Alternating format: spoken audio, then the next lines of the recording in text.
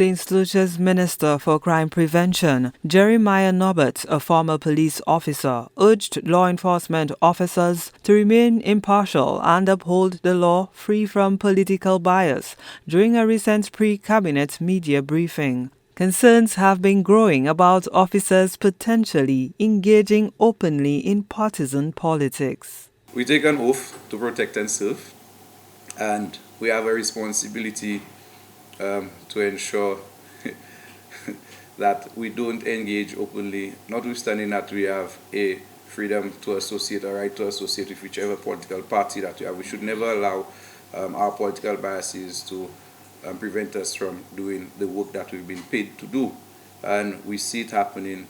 I mean, I don't want to point out the particular examples, but we've seen it happening on numerous occasions where police officers, through different means, find ways to engage in the politics of the day. Echoing previous remarks, Prime Minister Philippe J. Pierre reiterated the need for an independent police force free from political interference by the government. However, the Prime Minister argued for providing more resources to law enforcement to help officers effectively carry out their duties. The Prime Minister has said it on numerous occasions where we refuse to engage in the affairs of the police, where we saw under the former administration where there were situations or examples where you saw openly interference with the organization, and we heard comments that were really concerning as it relates to how the police run their affairs under the former administration.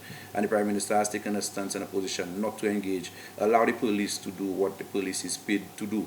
And the police also have a responsibility to not allow politics to prevent them, because they're getting a salary.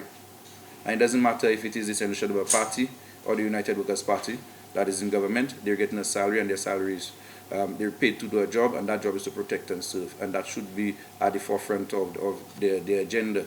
However, we find some police officers who are more interested in the politics than the politicians themselves. It shouldn't be. My thing is that I would denounce that type of behavior. Notwithstanding, we continue to see it perpetuating in society. The Crime Prevention Minister provided examples where he believes law enforcement officers have blurred the lines between policing and politics. We've seen police officers go to social media pages, Facebook for instance, and make certain remarks on Facebook. The remarks are geared towards the Prime Minister. Derogatory remarks get towards the Prime Minister or to the Minister of Housing or to various ministers. We've seen, as I said, I don't want to mention any police officer name, but it's obvious, and that has been going on for a while, where we see certain police officers who may even be administrators of social media pages for political parties. So, I mean, it's glaring.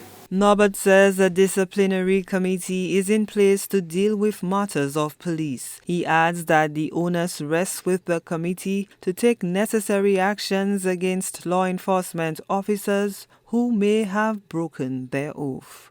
Gina Filippi, HDS News Force.